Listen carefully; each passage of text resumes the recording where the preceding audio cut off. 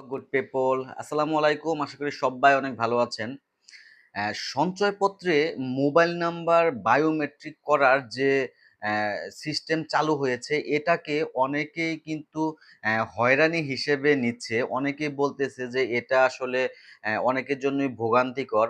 বিশেষ করে যারা বয়স্ক লোক আছেন, বয়স্ক মা-বাবা আছেন অনেকের, তাদের অনেকের কি হয় দেখা যায় যে আঙ্গুলের বায়োমেট্রিকটা থাকে না। আঙ্গুলে অনেক সময় তাদের যে ইগুলা থাকে, রেখাগুলা, এগুলা কিন্তু মুছে যায়। এজন্য কিন্তু অনেকের বায়োমেট্রিক হয় না। তাদের জন্যও কিন্তু বিষয়টা ভোগান্তিকর। তাছাড়া অনেকের আঙ্গুল ঘেমে যায়।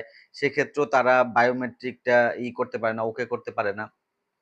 যাই হোক, সব মিলিয়ে আসলে এই বায়োমেট্রিক সিস্টেমটা অনেকের জন্যই মনে করতেছেন ভোগান্তি। কিন্তু আমি আপনাদের জন্য বলছি, এটা কিন্তু সবথেকে নিরাপদ একটা সিস্টেম।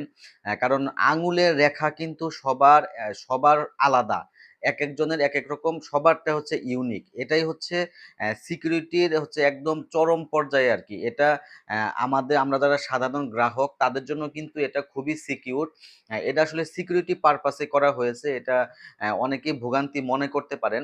আপনারা হয়তো অনেকেই খেয়াল করবেন যে কিছুদিন আগে বাংলাদেশ ব্যাংকের কিন্তু একটা ফ্রড হয়েছিল এই সঞ্চয়পত্রের টাকা নিয়ে।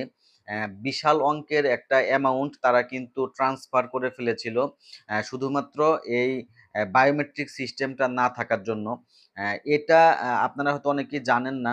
আমি যতদূর শুনেছি যে এটা ইন্টারনালি এই মোবাইল নাম্বারটা চেঞ্জ করে অ্যাকাউন্ট নাম্বার চেঞ্জ করা হয়।